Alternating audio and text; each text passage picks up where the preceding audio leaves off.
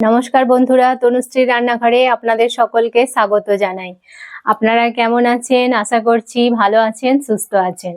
তো আজকে আবারও চলে এসেছি আপনাদের কাছে একটি নতুন রান্নার রেসিপি নিয়ে। সেটা হচ্ছে ভেটকি মাছের আলু দিয়ে ঝোল। এটা খেতে খুব সুন্দর হয় আর এটা গরম ভাতের সঙ্গে জাস্ট ফাটাফাটি লাগে। তো চলুন আমি কেমনভাবে এই রান্নাটা করি আপনাদেরকে দেখাই।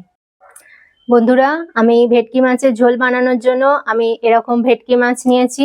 দেখুন, এটাকে ধুয়ে নুন মাখিয়ে রেখে দিয়েছি। আর যেহেতু আলু দিয়ে বানাবো সেই জন্য আলুগুলোকে এরকম লম্বা লম্বা করে ডুমো ডুমো করে কেটে নিয়েছি, লম্বা লম্বা করে। আর লাগবে হচ্ছে পেঁয়াজ বাটা, টমেটো বাটা, আদা রসুনের পেস্ট, আর ধনে পাতা কুচি। আর এটার মধ্যে আমি গরম মশলাকে বেটে রেখে দিয়েছি।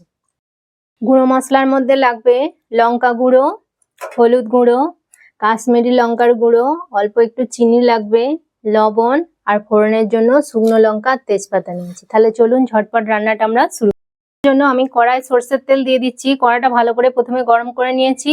আর রান্নাটা পুরো সর্ষের তেলে হবে, সর্ষের তেলে এটা খেতে ভালো লাগে। তো আমি তেলটা গরম হওয়ার জন্য দিয়ে দিই।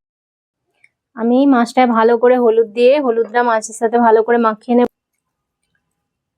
ভেটকি মাছ কার কার খেতে ভালো লাগে এরকম আলু দিয়ে ঝোল, আমাকে প্লিজ কমেন্ট করে জানাবেন বন্ধুরা। আমার তো ভীষণই ভালো লাগে ভেটকি মাছ। এবার এক এক করে আমি মাছগুলো দিয়ে দেব।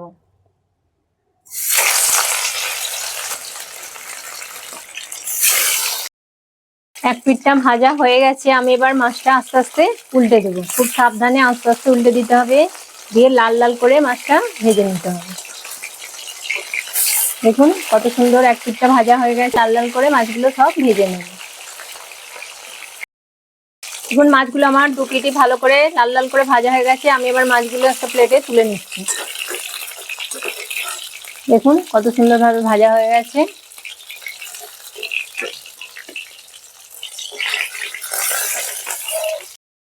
মাছগুলো দেখুন আমার সব ভালোভাবে ভাজা হয়ে গেছে।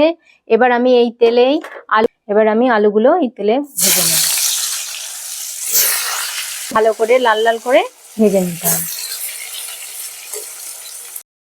ভালো করে ভাজা হয়ে গেছে।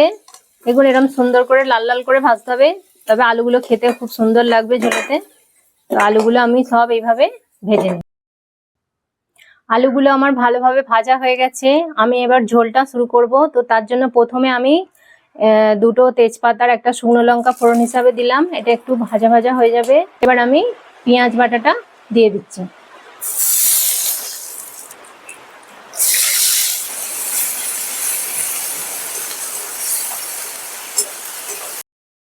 এবার যে আদা রসুন আর কাঁচা লঙ্কা একসাথে পেস্ট বানিয়ে রেখেছিলাম সেইটা এবার দিয়ে দিচ্ছি। দিয়ে এটাকেও আমি ভালো করে ভাজবো।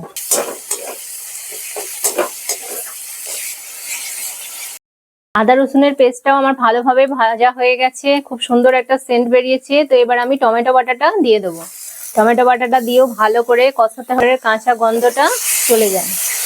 যত ভালোভাবে মশলা কষানো হবে, প্রথমে দেবো স্বাদ অনুযায়ী লবণ, হালকা একটু চিনি দেবো, অল্পকার গুঁড়ো দেবো। যেহেতু আমি দুটো কাঁচা লঙ্কা দিয়েছি বেটে, সেই জন্য আমি অল্প পছন্দ করেন সেই অনুযায়ী। হলুদ গুঁড়ো দিয়ে দিলাম, কাশ্মীরি লঙ্কার গুঁড়ো দিয়ে দিলাম। ভালো করে মশলাটা কষাতে হবে। তেল ছেড়ে দিচ্ছি।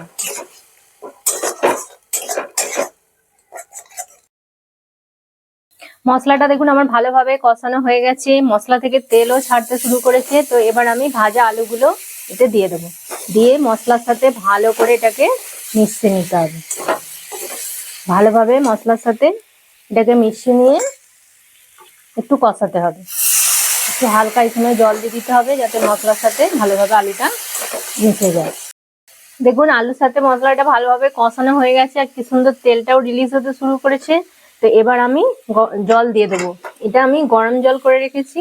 গরম জল দিলে একটু ভালো হয়, তরকারির স্বাদটা খুব ভালো হয়। তো আমি জল দিয়ে দিলাম, যেটা সেই অনুযায়ী জল দিয়ে দেবেন। যেহেতু আলুটা একটু সেদ্ধ হবে, তখন জলটা মরে যাবে। সেদ্ধ হয়ে গেছে মোটামুটি 80% মতো আলুগুলো সেদ্ধ হয়ে গেছে। তো এবার আমি মাছগুলো ঝোলে দিয়ে দেবো, সব দিয়ে দেবো।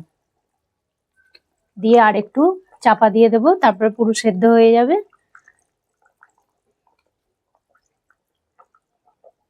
এই মাছ খুবই নরম হয়, তো সাবধানে একটু আস্তে আস্তে দিতে হবে, নাহলে ভেঙে যাবে মাছগুলো।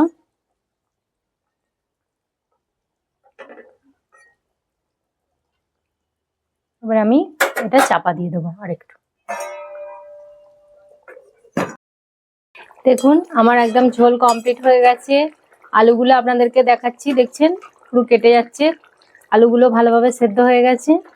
এবার আমি লাস্ট ওপর থেকে একটু ধনে পাতা কুচি দিয়ে দেব,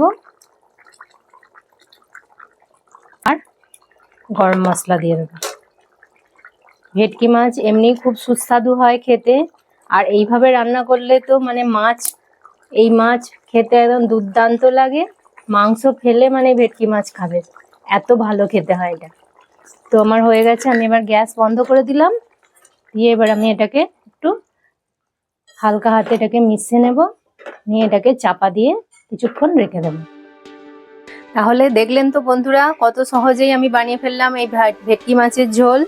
এটা খেতে দুর্দান্ত হয়, আপনারাও এইভাবে বানিয়ে খান, আর খেয়ে আমাকে কমেন্ট করে জানাবেন যে আপনাদের কেমন লেগেছে এই ভেটকি মাছের ঝোল আলু দিয়ে। তাহলে আবার আপনাদের সাথে দেখা হবে নতুন কোনো রান্নার ভিডিওতে। যদি আমার এই রান্নার ভিডিওটি আপনাদের ভালো লেগে থাকে তাহলে লাইক করবেন, কমেন্ট করবেন, আর তনুশ্রী রান্নাঘর চ্যানেলটিকে প্লিজ সাবস্ক্রাইব করে দেবেন, আর পাশে থাকা বেল আইকনটি প্রেস করে দেবেন, যাতে সহজেই আমার নতুন নতুন রান্নার ভিডিও রেসিপির নোটিফিকেশান আপনারা সহজেই পেয়ে যান। আর আপনার বন্ধু বান্ধবদের মধ্যে প্লিজ রান্নার রেসিপিটি শেয়ার করে দেবেন। ততক্ষণ আপনারা ভালো থাকবেন, সুস্থ থাকবেন। আপনাদের সাথে দেখা হবে নতুন একটি রান্নার ভিডিওতে। নমস্কার, টাটা।